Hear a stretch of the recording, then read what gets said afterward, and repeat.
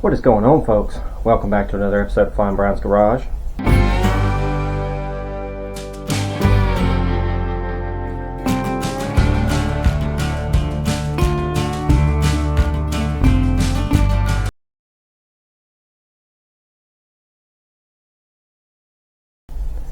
In today's episode, it is going to be a very short video. We're going to do a little update, a couple shout outs. We have a subscriber that sent us something which I think is really cool and really nice. We'll unbox that and show you all that, and talk about what we're going to do here in the future, and talk about what we've done in the past, and some of the videos that just came out, and another video that is going to come out next week. So let's get into it. So as you see, we have reorganized the shop a little bit. That was sitting up there, that was sitting right here, that was sitting right here. So what we did is I wanted to be able to keep these inside, and I don't really have anywhere to put them other than in here or in the carport up there where the Fords are, and I don't really want to keep them in the carport, so I decided to make a little room here. So what I did is I did away with one of our work tables, which does suck, but I put it up in the other shop so I'd be able to work off of it up there, and the general fit perfectly right there. So put the general there, move this down because we're going to work on this here in the next couple videos, and put that up there. So eventually I want to raise, and I know this is going to be a little sketchy, but I want to raise that, sturdy it up and raise it so I can park something under it. The only thing is I'm going to have to put a winch on the back to be able to winch things up, because I damn sure ain't driving it up there, and I damn sure ain't pushing it up there. So, but that's an idea. That way we'd be able to store 1, 2, 3, 4, 5, technically 6 and 7 if I really needed to. So that'd be pretty cool to be able to store all that in here. I will say we got to do a transaxle repair on this guy soon, and we will be tearing into this soon. I know we've been working on trucks here recently, and that's because I got parts for the trucks and wanted to get them done, but I know that we're mainly a mower channel and we need to get back to the mowers. So that's going to be the next project, is taking the transaxle out and figuring out what the heck I'm going to do with that. What I may do is I may just take the transaxle out of this, take the transaxle out of this, because this one's got to be replaced anyway with the one that's under there.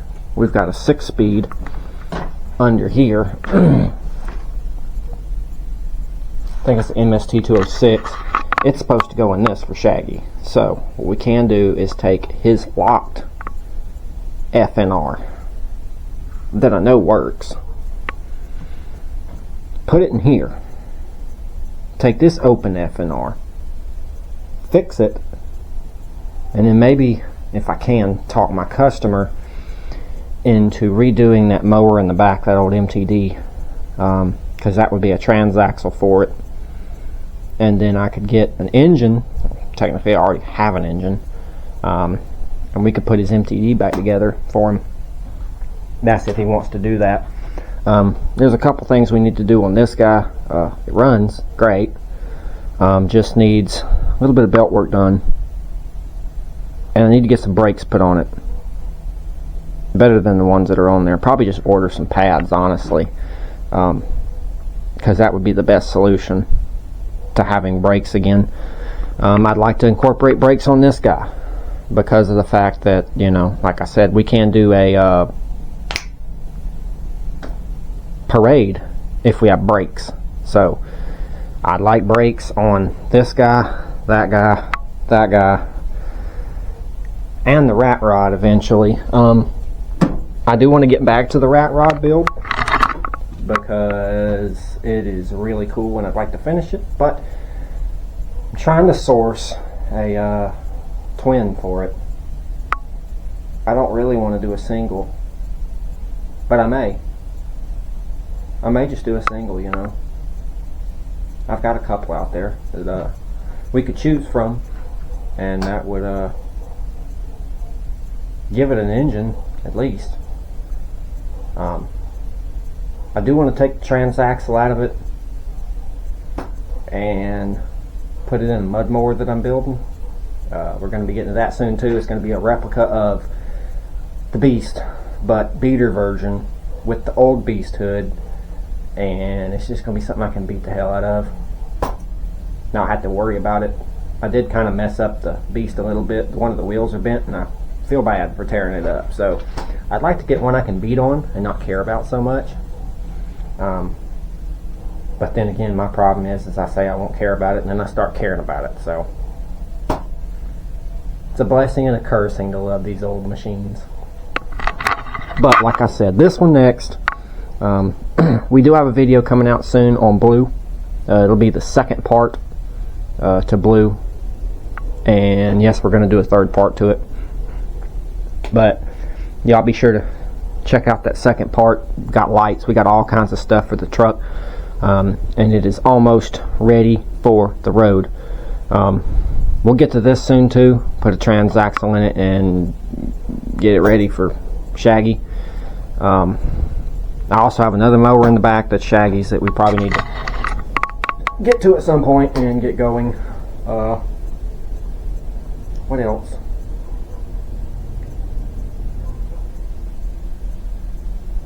I think that's it on the updates for now, at least the ideas that I've got. Be sure to check out the last video on the Indy 500 that we did. We did a whole interior upgrade. We still need carpets and some dash pieces and windshield, but we did get the floor patched, we got the floor sealed, we got the seat in, we got a headliner done, and it is gorgeous. So y'all be sure to go check that out. Budget headliner, $0. So y'all be sure not to listen to all these guys that are, oh, we're budget, $10,000 in this rig. Not budget. You want to see real budget, check me out. Not trying to sit here and toot my own horn or anything, but I mean, I watch a lot of guys, and don't get me wrong, I love these YouTube channels. They're great. They got lots of subscribers, they're good content, and I love them. It's just that I don't see them as budget. Maybe Dalton from Pole Barn Garage is budget. The rest of them don't seem so budget to me. I mean, I love their content, I do. It's just they put a lot of money into things, and some people don't have that kind of money, Some people just want to get it going for as little as possible. And, some parts do have to be bought, You can't cheap out on brakes, you can't cheap out on, certain things. But, I mean, some things can be completely budget, and some people just lack the drive to go the extra mile to do the work. Like the headliner, it's easy to buy a headliner and just throw it in instead of spending 5-6 hours making one. But sometimes the 5-6 hours making one is really worth the money saved. So that's just my idea. I mean, I'm sure there's people out there that disagree with me, and that's fine. Everybody has their opinion. But at the end of the day, budgets are different, very different. So some people could have a $10,000 budget, some people could have a $0 budget. It just depends on where you're at in your build, what kind of money you have, what you want to put into it, how good you're wanting to make it look. Some vehicles don't have to be completely redone as much as they could look, rustic and all that stuff, and it's fine, as long as it mechanically is sound, brakes good, runs good, dependable, pulls good. That's really all you need. You can freeze your ass off in the winter and boil in the summer. I've rode with AC for almost all of my life, or without AC, I should say. I think the Lumina had AC for what was it? I think I fixed the AC in the Lumina, and I was dating at the time before we got married. I think I had that car for a week with AC before hers went out, and then I was like, I feel bad.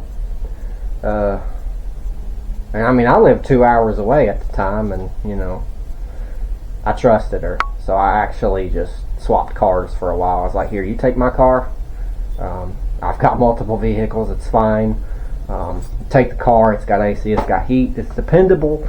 And I took her town car back home with me and started working on it. Eventually I'd like to get that going again too. That's a hell of a car. 97 presidential town car. Whew, that thing is sweet. I'm just driving it, floating down the road. But yeah, I'd like to get to that at some point too. That old car needs to get back on the road, but we need an intake, and I really don't want to buy those stupid plastic Dorman intakes because they're junk. I'd rather get the aluminum one, and they're about $300, so I need to save up some money. But let's quit talking and let's check out what a subscriber sent and do some shout outs. So I will say I've already opened it, I was kind of curious.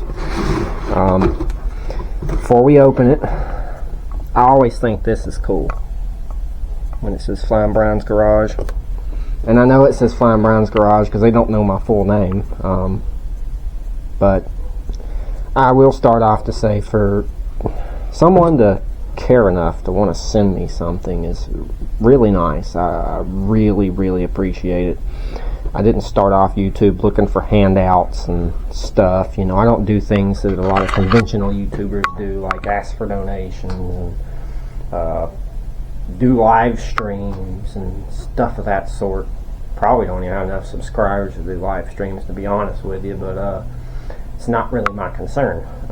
When I started out YouTube, I really just wanted to share my content, really, and I didn't think it's the greatest. I still don't think it's the greatest. It's fine. It's mediocre. It's something that I would want to watch. I make videos that I would personally want to watch. I don't like music in the videos, even though I watch people that have music in their videos when they do their time lapses and stuff. I just I don't know, it's kind of cringe to me. Some of the music that they use is just bad. So I don't like it personally. So that's one of the reasons I don't follow suit with everybody else. I'm not one of those to follow the crowd. I follow my own path, and if you don't like it, then just don't watch it. I'm not changing for anybody. I am who I am, and that's it. If you don't like it, go on somewhere else. I get derogatory comments all the time, and I just delete them, because you know what? You're not going to irritate me. I don't care what you think. I don't. You think I'm a hillbilly, you think I'm a five-tooth idiot, you think I don't do things right, whatever. Go think that somewhere else. I don't care what you think. Just like you don't care what I think. And that's the beauty of the world. You don't have to worry about what other people think. As long as you're happy with yourself, that's all that matters. So I started YouTube because I just wanted to do me. And it's starting to grow. Maybe one day I'll make money at it. I kind of hope. It would be nice. Seeing that I put so much work into the videos. I work 7 days a week, sometimes till midnight, 1 a.m. It's a never-ending job. That's what it is.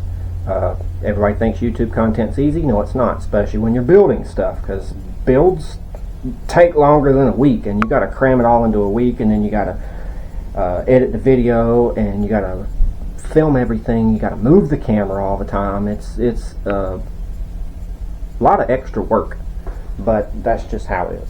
But let's go ahead and check this out. This is sent from a subscriber and his son, Michael Tharp, and his son's name is Braddock.